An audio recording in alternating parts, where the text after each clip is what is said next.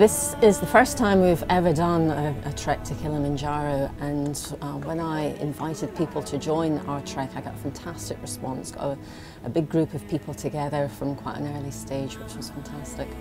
We came up with the concept of comparing 8 days on a mountain with a lifetime of being on the streets, and we looked at the dangers that a street child might face with just the insignificant pains that we might feel from climbing a mountain.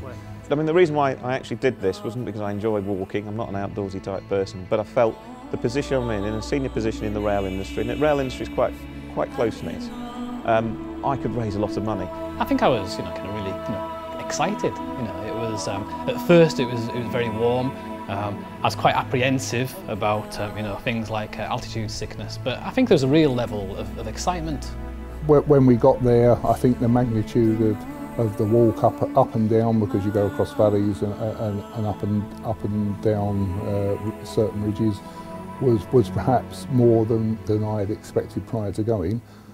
That first sight of the mountain was phenomenal. You see so many photographs of it, it looks brilliant, but when you actually see it for real, it is huge and it's scary, and suddenly you think, I've got to climb all the way up there. It's sunrise at day 5. Yesterday was really tough. It was very emotional. It was a really long day.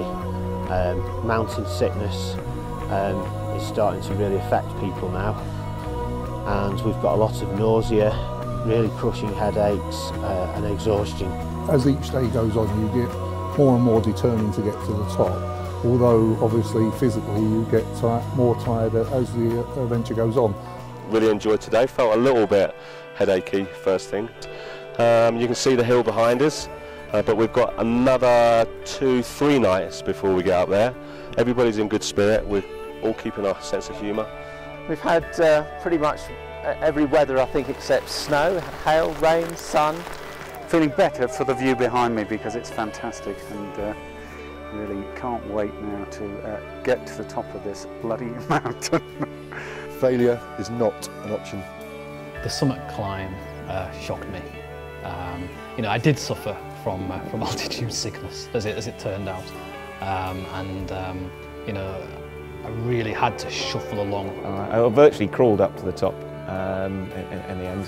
After 7 hours of walking, just the last 50 metres for me, I really had to almost crawl over the line. The high point really is the high point at Kilimanjaro. That's what you're aiming for the whole year, and being there with people that you've been with for the last 8 days, and you've supported each other and you're all there together, was just amazing. And I cannot describe in words how it felt.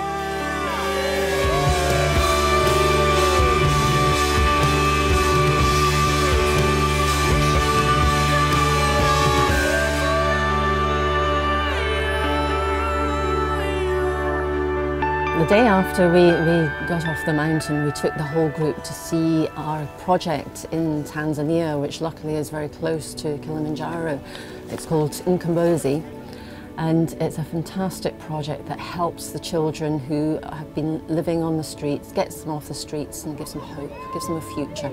Having been through 8 days of, I wouldn't say hell, but not far off hell, and then to see where some of that money goes, and that project is funded by the railway children, and to see the kids, they really did benefit from it and enjoy what they were doing.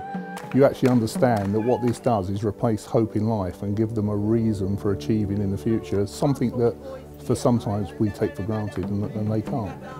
It is without doubt one of the most incredible experiences of my life.